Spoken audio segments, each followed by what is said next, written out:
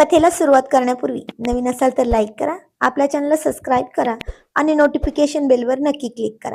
तर चला वळूयात कथेकडे. सर्वांना नमस्कार. रॉयल शेतकरी भाग 193 मराठी कथा. रियांशीने फुरकी मारून सगळं दूध प्रियाच्या तोंडावर अंगावर उडवलं होतं. शिवम गुलालाने माकला होता. दोघेही तेच स्वच्छ करण्यासाठी रूम मध्ये गेले. प्रिया आधीच गेली होती. शिवम जरा अस्मी सोबत बोलून आणि अतुलची चेष्टा करत जरा वेळाने आला. तर प्रिया ती साडी बदलून तोंडावर उडालेले दूध स्वच्छ करून आरशात पाहत सिंदूर लावत होती. गाल अजूनही ओलेच होते. तेवढ्यात शिवम रूम मध्ये आला आणि तिला असं आवरताना पाहून तिला मिठीत घेऊन तिच्या ओल्या गालावर त्याच्या गुलालाचा गुलाबी रंग घासत म्हणला, काय हो राणी सरकार, तुम्ही उत्तर दिलेच नाही माझ्या प्रश्नाचे. तर ती आपली नजर झुकवून आरशातून पण त्याच्याकडे न बघता म्हणाली, ओहो, नका ना असं करू, हा रंग उतरणार नाही ना, नका ना करू असं प्लीज, जर खाली कुणी बघितले तर उगीच चिडवतील हो. आणि शिवम म्हणाला, ठीक आहे, नाही करत, आधी उत्तर दे. ती म्हणली, ओहो, आता नाही, नंतर बोल, सोडा ना. तो म्हणाला, नाही सोडणार, आधी सांग, नाहीतर बघ मी काय करेल. ती म्हणली, काय हो, काय कराल. तो म्हणाला, बघायचं आहे का तुला, बघ. असं म्हणतच त्याने तिला सहजच उचलून बेडवर टाकली. तसं ती मागे मागे सरकत होती आणि शिवम तिच्याकडे. आणि आता ती म्हणाली, हे बघा, तुम्ही असं काही करणार नाही हं, आधीच सांगते. तर शिवम तिच्या डोळ्यात डोळे घालून म्हणाला, मी तर करणार, बघ. असं म्हणत त्याने सगळं त्याचं गुलालाने माखलेलं तोंड तिच्या साडीला घोळसूनच पुसलं. तर ती त्याला जरा दूर ढकलत म्हणली, काय हो, काय हो, हे आताच मी साडी बदलली होती ना, काय केलं तुम्ही हे, तुम्ही पण ना, जाऊ देत मला. असं म्हणत बाहेर निघून आली. आणि आता फक्त प्रिया त्याला टाळत होती, पण तो आज तर थांबणार नाही हे तिलाही माहिती होतं. संध्याकाळ झाली. सगळे शांत शांत झाले होते वाड्यावर. शिवम मोबाईलच्या स्क्रीनवर प्रियाचा तो जुना सुंदर आणि लाजरं रूप असलेला फोटो पाहत असताना शिवमच्या चेहऱ्यावर एक वेगळंच हसू उमटलं होतं. गेल्या 8 महिन्यात म्हणजे छोट्याशा रेयांशीच्या जन्मानंतर त्यांच्यात एक वेगळंच अंतर आलं होतं. डिलिव्हरी नंतर मुलांची जबाबदारी, रेयांशीचं लहान असणं आणि प्रियाचं पूर्ण लक्ष मुलांवर असणं यामुळे शिवमने आजवर खूप संयम ठेवला होता. पण आज आज तिचा तो जुना फोटो पाहून शिवमच्या मनातलं प्रेम पार उतू चाललं होतं. रात्रीची वेळ होती. शिवांश आणि प्रियांश दोघेही आबासाहेबांच्या खोलीत केव्हाच गाढ झोपले होते. प्रियाने सगळी दारं खिडक्या बंद केल्याची खात्री केली. रियांशीसाठी रात्री उठल्यावर खाण्यासाठी खाऊ घेतला, पाणी पण घेतलं. पण आता रूम मध्ये जाण्यासाठी जरा संकोचित होती, कारण अहोंची मागणी पूर्ण करायला ती अजून तयार नव्हती. तिला अजूनही वेळ हवा होता. खोलीतल्या पाळण्यात 8 महिन्यांची चिमुकली रियांशी सुद्धा शांत झोपली होती. प्रिया दिवसभराच्या कामाने थकली होती आणि बेडवर आडवी होऊन डोळे मिटणारच इतक्यात शिवम बाथरूम कडून हळूच पावले टाकत बेडरूम मध्ये आला. त्याने मागून येऊन प्रियाला हळूच आपल्या कवेत घेतलं. त्याच्या स्पर्शामुळे प्रियाने दचकून डोळे उघडले. समोर शिवमचा तो रोमॅन्टिक अंदाज पाहून तिने ओळखली की आज अहोंच्या मनातले काहीतरी वेगळेच बेत आहेत. अहो, काय चाललंय हे, सोडा ना. प्रियाने हळूच त्याचा हात बाजूला करण्याचा प्रयत्न केला. नाही सोडणार. गेल्या 8 महिन्यांपासून फक्त सोडा सोडा एवढंच ऐकतोय मी. आज अजिबात नाही. शिवम तिचा हात आपल्या हातात घेत तिला तिच्या आणखी जवळ जात म्हणला. त्याचे डोळे आज वेगळंच काहीतरी सांगत होते. अहो, पण रियांशी जागेल ना, लहान आहे ती. तिची झोप मोड जर झाली की ती मग रात्रभर रडत बसते. जरा लांब व्हा ना. प्रियाने नेहमीप्रमाणेच आपला नाही नाहीचा पाडा सुरू केला. रियांशी गाढ झोपलीये प्रिया, आणि प्रत्येक वेळी तू हेच कारण पुढं करतेस. आज मी काही ऐकणार नाही. शिवमचा हट्ट वाढत चालला होता. तो तिच्या चेहऱ्याजवळ आला होता. अहो ऐका ना, समजून घ्या ना मला. मला खूप थकवा आलाय. उद्या सकाळी लवकर उठून शिवांश आणि प्रियांशी शाळा, त्यांचा डबा पण बघायचाय. प्लीज नको ना आज. प्रियाने पुन्हा एकदा नकार दिला. दरवेळी होणारा नकार, आणि आज तर शिवम पूर्ण तयारीतच असताना मिळालेला हा मोठा नाचा पाडा पाहून शिवमचा पारा अचानक चढला. त्याचा पुरुषी इगो म्हणजे रॉयल इगो पुन्हा दुखावला गेला होता. बरं, तुझी ही नाही नाही कधी संपणार आहे देव जाणे. रोज उठून हेच. मला पण काही भावना आहेत की नाही प्रिया.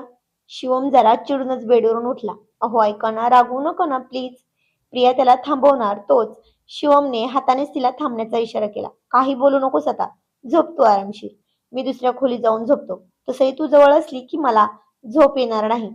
शिवमने रागातच आपली उशी घेतली आणि धाडकन दरवाजा लावून तो बेडरूम सोडून दुसऱ्या रूम मध्ये निघून गेला. शिवम गेल्यावर प्रिया बेडवर बसली. तिला माहिती होतं की ओहो खूप चिडले, पण आता तो रागावलेला रुसलेला चेहरा आठवून प्रिया मनातल्या मनात खूप खूप हसत होती.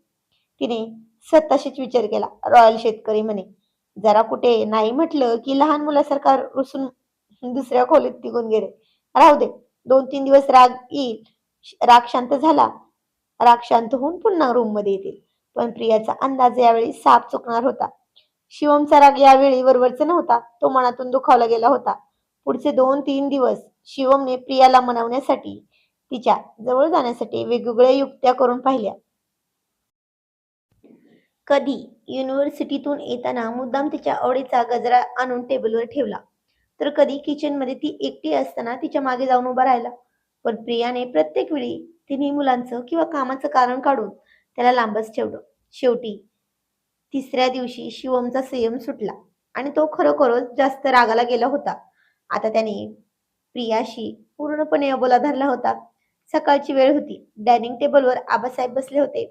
प्रिया नेहमीप्रमाणे सगळ्यांसाठी चहा नाश्ता घेऊन आली. शिवमही तिथे येऊन बसला. प्रियाने शिवमच्या समोर पोह्यांची प्लेट ठेवली आणि दुधाचा ग्लास पुढे केला. शिवमने त्या प्लेटकडे पाहिलं सुद्धा नाही. त्याने सरळ मान फिरवली आणि किचनच्या दिशेने जोरात आवाज दिला, गंगू मावशी, ओ गंगू मावशी, मला जरा उपीट बनवून देता का? आणि दूध पण तुम्हीच आणून द्या. प्रिया तिथेच उभी होती. तिच्या हातात चहाचा कप तसाच राहिला. तिने शिवमकडे पाहिलं, पण शिवमने तिच्याकडे साधे नजर उचलूनही पाहिलं नाही. तो मोबाईल मध्येच बघत असल्यासारखा दाखवत होता. अरे शिवम राजे, प्रियाने तर पोहे आणलेत ना, तर गंगू मावशींना कशाला त्रास देताय? आबासाहेबांनी पेपरवरून नजर हटवत विचारलं. नाही आबासाहेब, मला आज पोहे खायची इच्छा नाहीये. गंगू मावशींचा हातचं उपीट खायचंय. अतिशय शिवम अतिशय थंड आवाजात म्हणाला.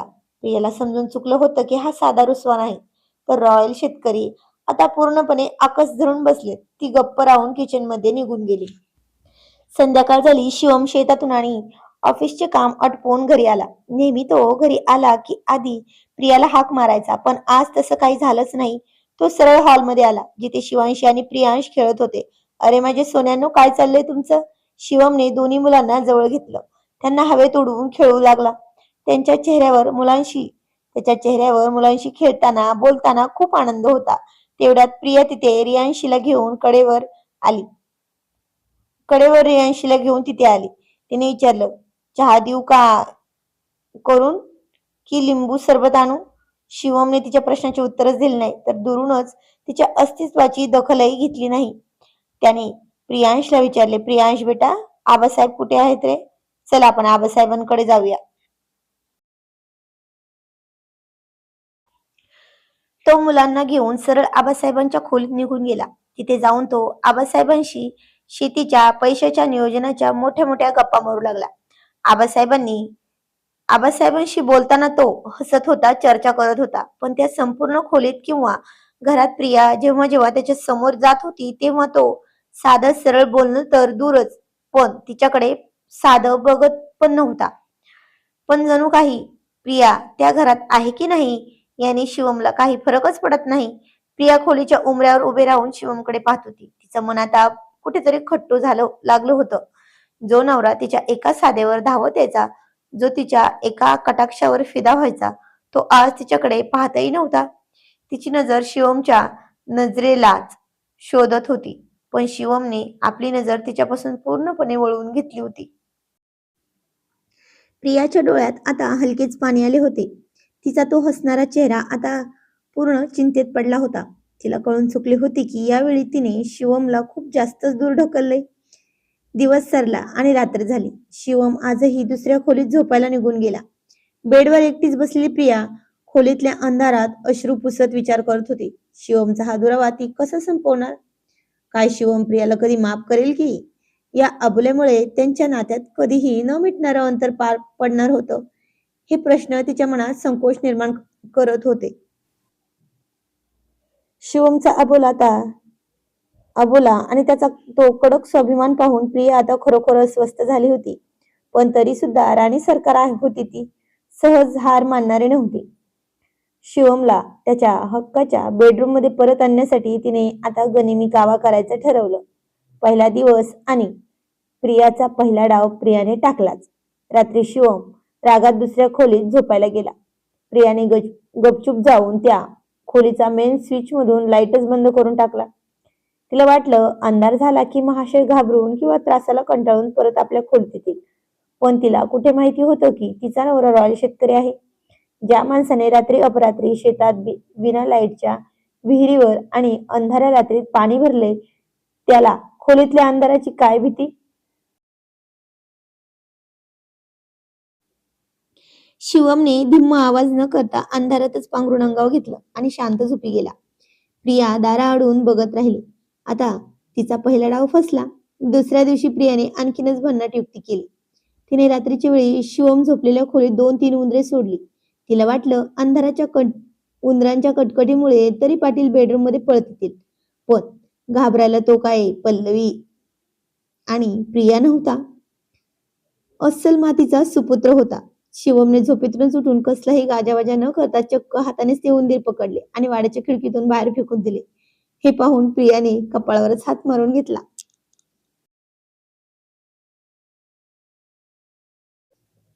आता मात्र प्रियाचा संयम संपला. तिने विचार केला की पाणी तर माणसाला सकाळी सकाळी लागणारच, अंघोळीशिवाय तर राजे शेतात जाणार नाही. तिने सकाळी शिवम उठायच्या आधीच त्या खोलीच्या बाथरूमचे सगळे नळ जाम करून टाकले. सकाळी शिवम उठला, बाथरूम मध्ये गेला तर नळातून पाण्याचा थेंबही नव्हता. त्याला समजले की हा राणी सरकारचा तिसरा डाव आहे. शिवमच्या मनात प्रचंड राग आला होता. इतके सगळे तिचे डाव ओळखूनही तो शांत होता. पण तो कमलीचा हट्टी होता ना. तो स्वतःच्या बेडरूमच्या बाथरूम मध्ये किंवा वाड्यातल्या दुसऱ्या कोणत्याही खोलीत अंघोळीला गेलाच नाही. म्हणून तर प्रिया त्याला मनातल्या मनात कडू कारलं म्हणायची. शिवमने सरळ टॉवेल घेतला आणि तो थेट गोठ्यात गेला. तिथे असणाऱ्या बोरवेलच्या थंड पाण्याखाली त्याने अंघोळ उरकली. पण प्रिया समोर झुकला नाही. पण आता दिवस जास्त झाले होते. शिवमने बाहेरून कितीही तोरा दाखवला तरी त्याला आता प्रियाच्या हातच्या गरम जेवणाची आणि रात्रीच्या बदाम दुधाची आठवण तर येतच होती. पाटलांची लहर तर अशी असायची की घरी आल्यावर बायकोला जवळ घ्यायचं, निदान एक पप्पी तरी घ्यायची. पण आता बेडरूम सोडल्यावर त्यांनी डायरेक्ट स्वतःच्या पायावर धोंडाच मारून घेतला होता. दुपारची वेळ होती. आबासाहेब काही कामानिमित्त तालुक्याला गेले होते. गंगू मावशी सुद्धा 8 दिवसांसाठी आपल्या गावी गेल्या होत्या. दोन्ही मुलं शिवांशी आणि प्रियांश शाळेत गेली होती. घरात फक्त 8 महिन्यांची चिमुकली रियांशी पाळण्यात निवांत दुपारची झोप घेत होती. वाड्याच्या किचन मध्ये राणी सरकार दुपारच्या स्वयंपाकाची तयारी म्हणून कोथिंबीर निवडत बसली होती. पण तिचं लक्ष कोथिंबीर कापण्यापेक्षा जास्त या विचारात होतं की अहंकारी कडू कारल्याला आता मनवायचं कसं. तेवढ्यात बाहेरून बाईकचा आवाज आला. शिवम फार्मवरून घरी आला होता. त्याने नेहमीप्रमाणे गोठ्याकडे चक्कर मारली. तिथेच हातपाय तोंड धुवून वाड्यात आला. ऊन खूप असल्यामुळे त्याने अंगातला शर्ट काढला आणि त्यानेच तोंड पुसत तो हॉलमध्ये आला. वाड्याच्या मुख्य दरवाजा त्याने हळूच आवाज न करता बंद केला. आबासाहेब, बाळांनो. शिवमने सवयीप्रमाणे सगळ्यांना आवाज दिला. पण घरात सामसूम शांतता होती. त्याचा आवाज ऐकून प्रिया किचन मधून पाण्याचा ग्लास घेऊन बाहेर आली. शिवमकडे प्रिया पाणी देत म्हणली, घरी कोणी नाहीये. आबासाहेब तालुक्याला गेलेत, मुलं शाळेत गेलीत आणि मावशी गावी गेल्यात. हो का, बरं झालं मग, जा. शिवम पाणी पिऊन म्हणाला. त्याने पाण्याचा ग्लास ठेवला आणि हातातला शर्ट एकदम फिल्मी स्टाईल मध्ये प्रियाच्या अंगावर फेकला. प्रियाने तो शर्ट झेलला. शिवम यावेळी फक्त बनियानवर होता. त्याचं पिळदार शरीर आणि रांगडा लूक समोर होता. प्रियाने लगेच आपली नजर खाली झुकवली. ती त्याच्याकडे नजर उचलून बघतच नव्हती. शिवमला चांगलंच माहिती होतं की राणी सरकारला आपल्याला अशा अवतारातच पाहून लगेच लाजून पळायच्या. तसही शिवमची एक छोटीशी स्माईल आणि गालावरची पडणारी खळी प्रियाचा होकार मिळवण्यासाठी पुरेशी असायची. पण हे कडू कारले एवढ्या सहजतेने पागळतील कसले? तर आजचा भाग कसा वाटला ते कमेंटमध्ये नक्की सांगायचं आहे. उद्याचा भाग खूपच इंटरेस्टिंग होणार आहे. आज वेळ नाही पुरला म्हणून छोटा भाग बनवलाय. तर जाणून घेऊया पुढील कहाणी पुढील भागामध्ये. तोपर्यंत धन्यवाद.